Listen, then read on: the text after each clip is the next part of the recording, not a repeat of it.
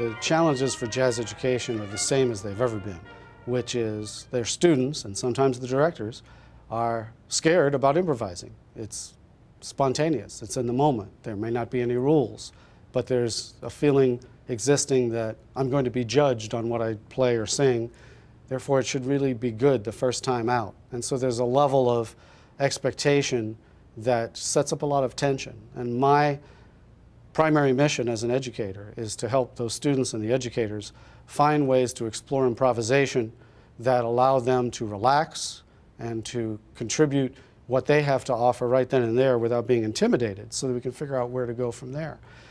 So rather than, for example, my suggesting that a student or a director needs to learn 12 scales in order to improvise over a tune, it's more important for me to find out what scales they already know. Maybe they know the C major scale.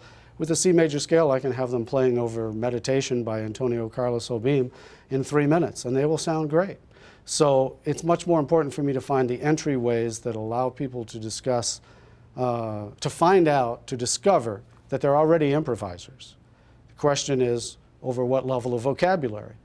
They're already improvisers over some vocabulary. Once I find that vocabulary and they are comfortable improvising, then they're hopefully inspired to learn more, and with that knowledge, become an improviser over yet another set, perhaps a higher level of vocabulary.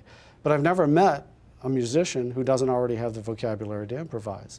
The question is, can I come to them in a way that makes them feel relaxed? And that's what I want to try to pass on to any director who feels as though they face that challenge. And then beyond improvisation, the issues are style. If you're going to play in swing as an ensemble or improviser, or in bossa nova, or in samba, or in Afro-Cuban, or in funk, how do I make my ensemble or my soloist sound more in the style, the tradition that seems authentic?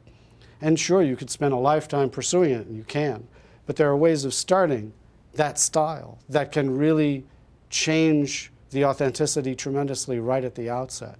In 30 seconds, we can have a bossa nova or a samba sound more authentic by simply placing the accent in the middle of the bar. It doesn't belong in the front of the bar, it belongs in the middle. As soon as we do that, everything else starts to fall into place. Simple things like that can make students and directors feel much more comfortable with an idiom and feel much more